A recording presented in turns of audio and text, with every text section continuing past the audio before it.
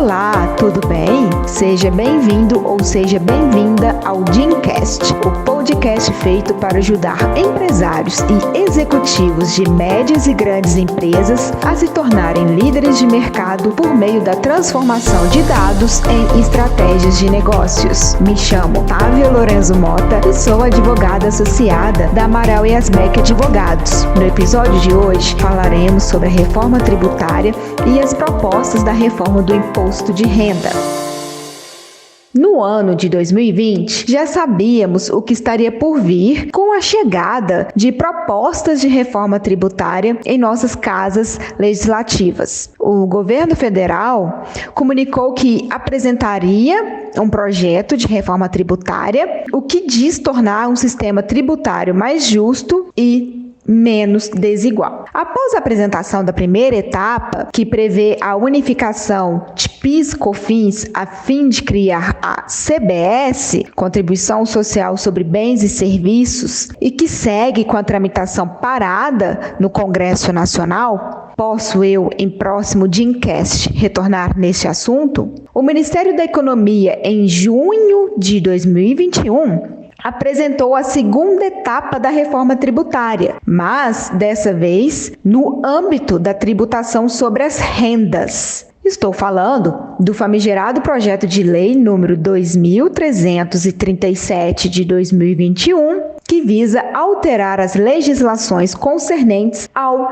imposto de renda. Cercadas de muitas críticas, o projeto de reforma do imposto de renda desagrada tanto pessoas físicas como pessoas jurídicas. Apesar de não ideal da tabela do imposto de renda pessoa física, os demais pontos trazidos respiram a uma involução do sistema tributário brasileiro e de uma economia liberal. O projeto do imposto de renda já passou por 4 mudanças de redação antes de ser votado na Câmara dos Deputados, o que já demonstra insatisfação quanto ao seu teor, tanto pelos contribuintes quanto pelos fiscos, especialmente os estaduais e municipais, que temem a queda de sua arrecadação com a repartição das receitas tributárias. O texto e destaques aprovado na Câmara dos Deputados tem a seguinte versão e que ainda necessita de sabatina no Senado Federal. Alíquota de 8% para imposto de renda pessoa jurídica e 8% para contribuição social do lucro líquido, com manutenção da alíquota de 10% para empresas que superem R$20 mil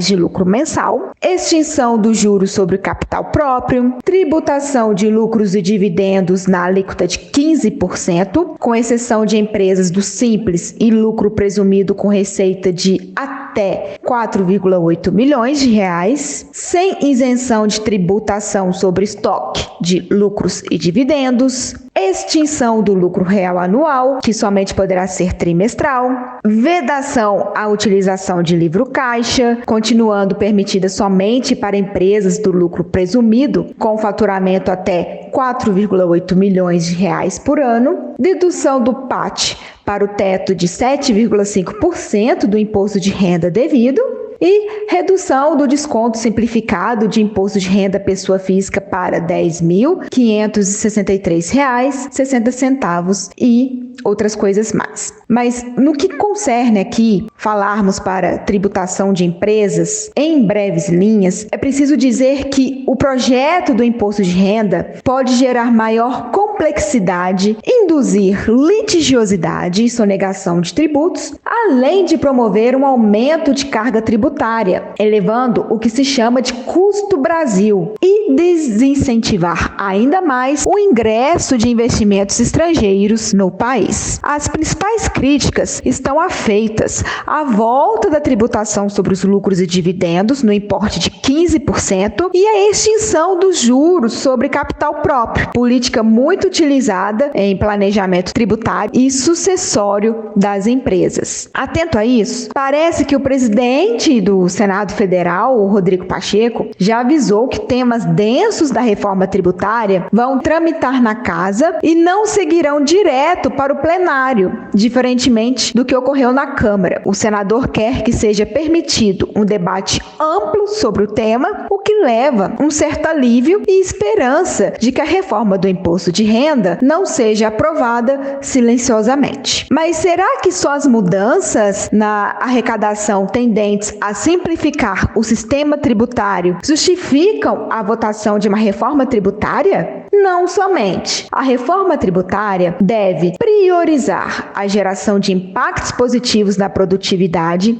investimento e crescimento do Brasil, preservando o equilíbrio na concorrência, garantindo a competitividade das empresas e favorecendo o desenvolvimento econômico. Por isso é importantíssimo o debate e as percepções futuras de suas consequências. Precisamos urgentemente desonerar a tributação sobre o consumo, que é injusta e afeta diretamente os mais pobres, bem como reduzir o custo do Estado e torná-lo mais eficiente para a retomada de nossa economia. Uma reforma administrativa prévia diminuiria o peso da máquina pública sobre os cidadãos e as empresas, o que já reduziria os gastos e, consequentemente, os tributos necessários para manter o governo. Afinal, a arrecadação federal em julho foi recorde para o mês, totalizando 171,270 bilhões de reais. A verdade é que tanto a reforma administrativa quanto a reforma tributária vão ao encontro dos maiores anseios dos brasileiros, que é gerar um Estado eficiente e sem aumento da carga tributária, o que algumas propostas, como o projeto de reforma do imposto de renda, tendem contrariamente a fazer. Assim, é importante que estejamos ligados com o que acontece nas discussões sobre reforma tributária, a fim de que possamos nos manifestar, refletir e expor os nossos ideais de justiça tributária. Por fim, quando o debate político acabar, quem pagará a conta de tudo que será decidido somos nós mesmos, os contribuintes. Por isso, devemos ficar atentos ao que decidem os nossos políticos. Quer receber mais informações como esta e ficar antenado nas últimas novidades? Acompanhe nossas redes sociais e os próximos Gymcasts. Até mais!